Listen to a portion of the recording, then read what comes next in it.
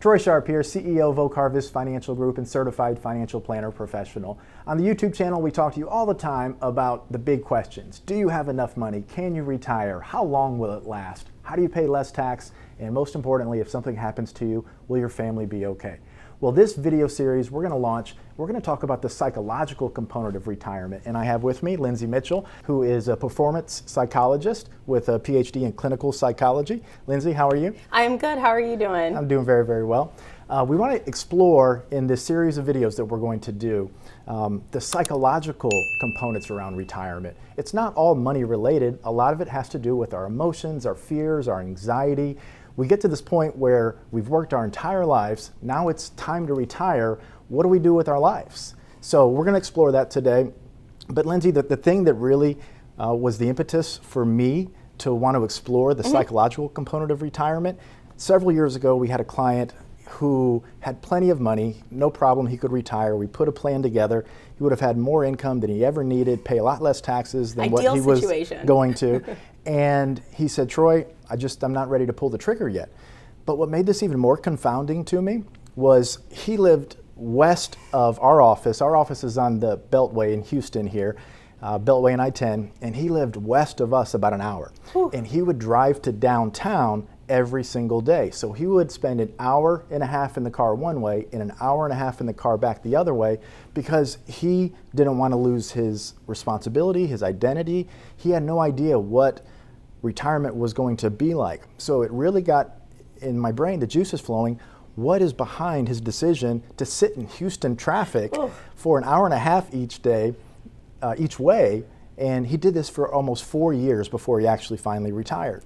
So what do you think was going on there? I think there was a lot going on there. I don't want to sit in traffic for an hour and a half, especially if I've got enough money in the bank where I don't have to. I think it's interesting. Retirement is such a huge accomplishment. People talk all the time about I can't wait to retire. I can't wait until my alarm, doesn't go off and things like that. But it's a huge loss, like you mentioned. It's a loss of identity. It's a loss of power. It's a loss of control, and so many things that you lose along the way.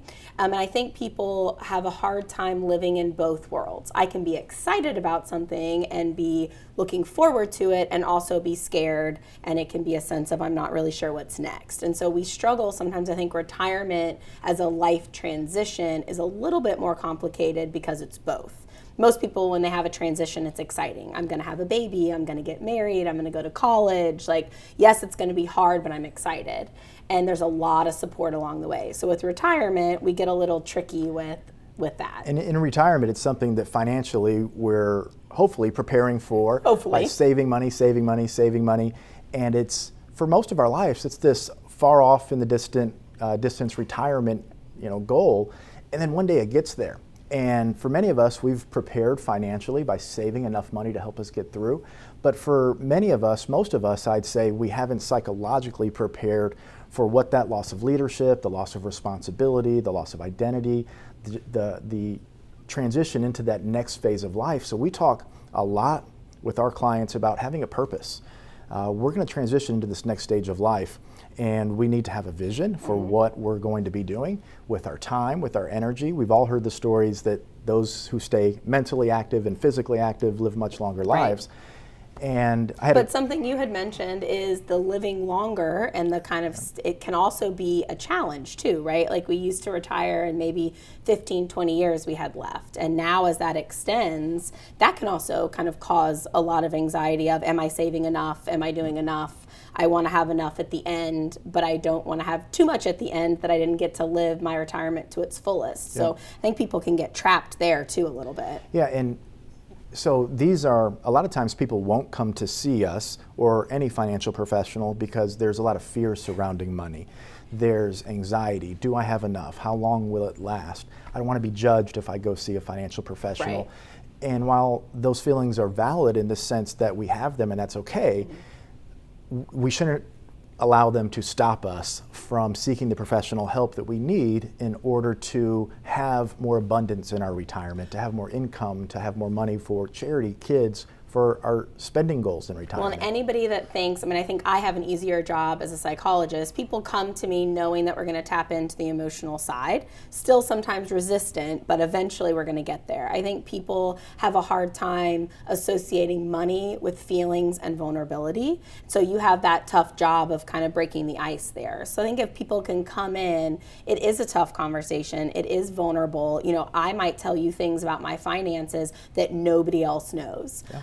And that can be really hard, especially when it's like, I have no idea what retirement's going to look like. I have no idea what I'm doing. Well, I don't want to look stupid next to this person that thinks I'm a successful person and I should know. So I think a lot of times it's a little bit of an acceptance that with money comes vulnerability, fear, and feelings. And if you think that you're not experiencing those, I don't think you're doing your psychological due diligence kind of in that vein. Because a lot of times when someone goes from a job and they transition into retirement without purpose or without a vision, it can lead to almost an emptiness, where even though, and we see this a lot in Houston because more than half of our clients are engineers, and rationally and logically, when we work together with them and put a financial plan and it says this money's here, this is how it's invested, this is how much income we're going to take, this is how we're going to pay less tax. Financially, they feel like we got it all figured out. That's the rational, the prefrontal cortex telling us that everything's going to be okay. And then we don't prepare mentally for retirement, and you get 2-3 months in, and all of a sudden you're starting to question, what am I doing? Should I go back to work? There's this almost emptiness for a lot of people, and why is that? Well, so typically you're going to feel that rush. So you're going to have that any transition, be it college, like I said, being a mom, anything, it's like I'm excited about it. So people are almost on like a 2-3 month vacation. And it's like my alarm's not going off, I'm playing golf, I'm getting to play tennis, I'm having coffee, I have one too many bourbons at the end of the night, and I don't have to worry about getting up early. So you're gonna have that excitement, and then all of a sudden, typically 2 or 3 months in, no matter kind of financial situation or not, it's like, oh my gosh, this is supposed to be the next 25 years. I don't have a sense of purpose. I love that you talked about that. And that purpose can be anything, part-time job, volunteering, spending more time doing an activity or a hobby, spending more time with family, whatever that looks like. I think a purpose is super important. But you'll get that usually 2 or 3 months in. Then you have a year to 18 months of figuring it out. So sometimes people think when they have to pivot or readjust, they're doing it wrong. There's not a right or wrong way. There's a bunch of different options that we have to choose from. And we have to listen to ourselves on what we need in those moments and asking experts for help. So maybe you're the engineer that says, I've got it all figured out, and now I'm panicking. Okay, I got to go back and say, am I panicking because of financial? Is it emotional? Is it family? Do I need to reintroduce myself to my spouse that says, hey, this is what I look like at 2 p.m. and you haven't seen that in 30 years? And then 18 months in, you'll kind of hit your groove typically, and you're communicating differently, and you're kind of owning that new identity. From a financial standpoint, there are really 2 types of people. There are those that do seek professional help and have a financial plan put in place with an income plan, a tax plan, an investment strategy, a healthcare plan, an estate plan. I hope I'm one of those people. And there are those that don't. Either they do it themselves, or there's a lot of fear surrounding money, so they try to go it alone. What we find is that, and this is the purpose for this series actually, when we explore the psychology of this, is we want to not just have this conversation, but we want to bring peers in, your peers in, that are going through the same fears, the same emotions, the same feelings that you are, but then also people that have just retired or have been retired for a few years, and allow you to learn from them. So hit the subscribe button and hit that little thumbs up button as well, so you can stay connected to the series as we continue to educate and talk about the psychology of retirement. Those people though that have a plan, they have enough income, they have the money where they're not pinching pennies, where they're not afraid of running out down the road, okay, where if it's a charitable plan or whatever it is, the financial side of things is put in place. But then a lot of times, for people who don't have that plan or that strategy, we see that when they finally do come to see us because they realize that they've waited too long, that they've spent the first many years of retirement not spending because they're afraid of not having enough down the road. And when we put a plan together for clients, the beautiful part is you have the comfort to spend the most amount of money in those beginning years of retirement when you're younger and healthy and can travel and can donate and can do the things that you've always wanted to do. And that helps to provide a lot of peace of mind and a lot of comfort, whereas those who don't, they oftentimes kind of pinch pennies, and that's based in fear out of running out of money down the road. And I know for me, having parents that are retired, I don't want to spend my parents' money when they're gone. Yeah. That's not really what I want. So I think having those memories and having those moments, but I also can see people not being able to enjoy that if I'm like, well, this was a great vacation. I hope that I have enough in 10 years. So I think peace of mind and education and knowledge, and I don't know that you can get that from you if you're not willing to be honest and vulnerable. Hey, here's what I want. I've got this many kids or this many grandkids or this charitable organization that means a lot to me, and let's talk about it. What's the psychological root, do you think, or the difference between those who actually do seek professional help and even people who are very intelligent and they do feel like they can do it themselves to a certain extent, maybe the investment part, but not the tax part, the income part, the healthcare part.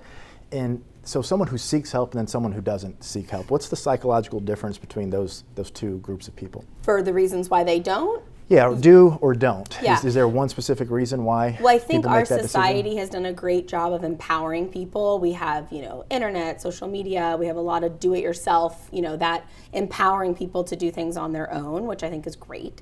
And I can repaint maybe a chest and a drawer and a nightstand and that kind of thing, but I'm not going to build a house, right? So I think it's about really listening to yourself and being truly honest with yourself. I can do some stuff. I can read a self-help book to get myself maybe through a difficult time, or I can look on the internet for articles through grief and loss and kind of manage my day-to-day. But when it's really starting to impact me, kind of adjusting and saying it's okay to ask for help. And I think that's the hardest part. Weakness we equate with asking for help, but really there's a lot of strength and a lot of self-awareness. I know that I can do a lot of things by myself, so I'm a very empowered person. I have lived alone for a long time. I can move things I probably shouldn't be moving, but at the end of the day, I'm very aware of what I don't know. So I think it's that honest conversation of this is what I know and this is what I don't know, and I'm okay that I don't know this. So it's that self-awareness, really, but then there's also this kind of juxtaposition where self-empowerment comes into play, and a lot of times we don't know what we don't know. Right. So society does make it easy, especially in the investment world. We can open up a brokerage account, we can buy some mutual funds, but from our experience doing retirement planning, sitting with thousands of families, helping them through that journey, investments are just one part. So what we don't know is the taxes, the income, the estate planning, the personal experience. You cannot do it on your own. I know this for sure. So you had an amazing story that you shared with me before we started recording about a coffee cup and a newly retired couple. And this is a great example of some of the emotional things that we go through once we do cross that line and the paychecks have stopped and now we're in retirement. We have to figure out what to do with our lives. With our spouses, we almost have to relearn each other. And what happened with this coffee cup? So it was a client that I worked with, and he was a vice president in the oil and gas industry, been married for a really long time, and I was seeing them as a couple, but typically when I see couples, I'll see one person first and then the other person, and then we come together. So you can truly be honest when your spouse isn't sitting there. I don't want people to package it pretty, right?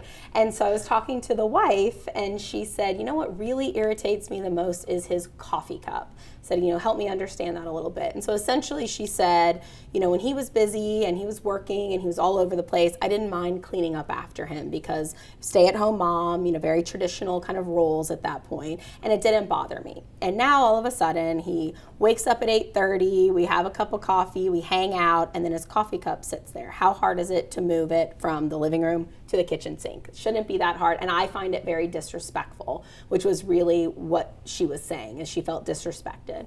So then I talked to him, flip the coin, and he says, I didn't even know that I left the coffee cup. So I had him kind of walk me through his day, and he had 2 assistants, always running from meeting to conference call to other meeting and moving conference rooms. And he said, I just kind of blinked and my stuff appeared. So I'd never really had to worry about my stuff because I had people worrying for me, which allowed him to be great at his job.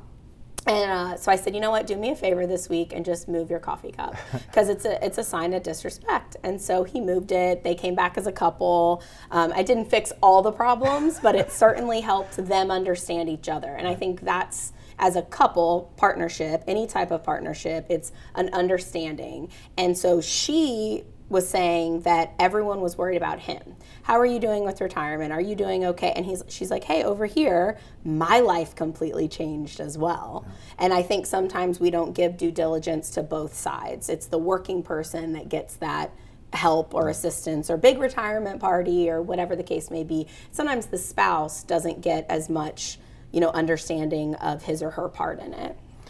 And it's all about a coffee cup. Well, it's just a perfect example, and it's as far as we've been working our entire lives, and now all of a sudden we're transitioning into retirement. So we help people with the financial side of things all the time because it's a completely different world than the accumulation phase. But it's not just about the finances in retirement, it's why we're doing this series. It's also the psychological component, not just you though, right? Not just you, the person that's retiring. There's also a transition for your spouse, right? Who isn't used to seeing you every single day for 24 hours a day.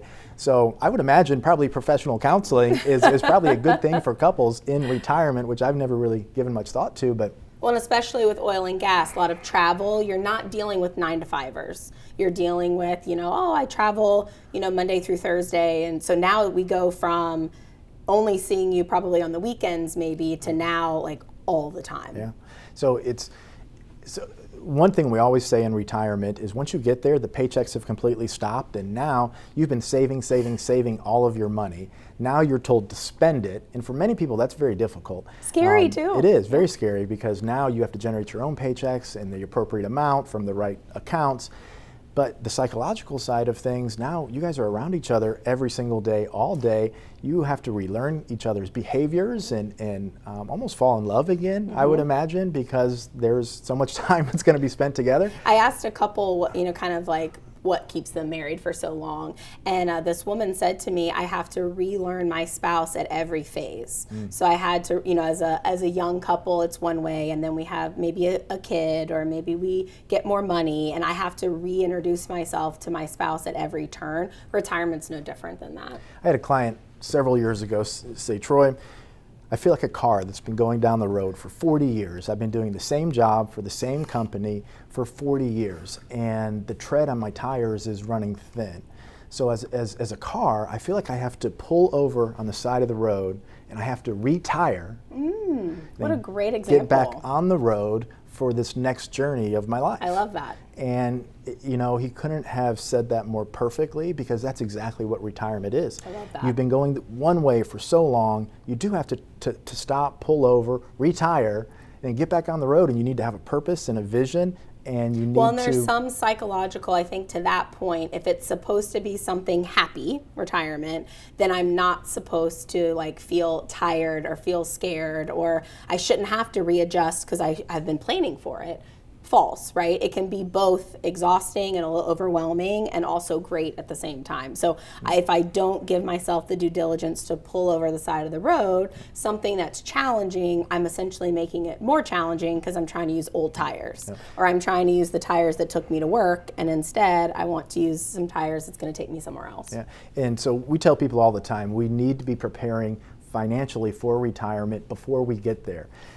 What the purpose of this series is to help you also understand that mentally we need to be preparing for retirement. So once we get there, I imagine there's probably even more excitement when you do that, because there's not in the back of your mind this big kind of gray area of, oh my goodness, what is my life going to be like? What am I going to do with my time? What is my routine going to be? Now, when you financially prepare for retirement, but then you've also psychologically prepared for retirement, I imagine that would bring a lot more satisfaction and joy to life and purpose. Or I have the confidence to say, I kind of thought this and now I don't, and it can be scary and exciting all at the same time. So I think that's the other point. I don't want to put a big bummer on retirement, that it's going to be so hard. So I don't think that it's necessarily difficult. It's just a preparation that needs to be made. And it's exciting. It's exciting to talk about the money aspect, and I've worked so hard.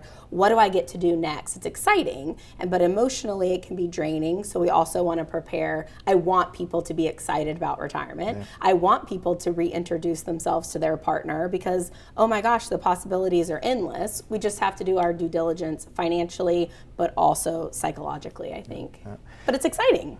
It is, because it's a brand new road that we're going Right. to It's a explore. new adventure. Yeah. So Lindsey, this has been great. So I'm really Thanks for having excited me. to continue this series.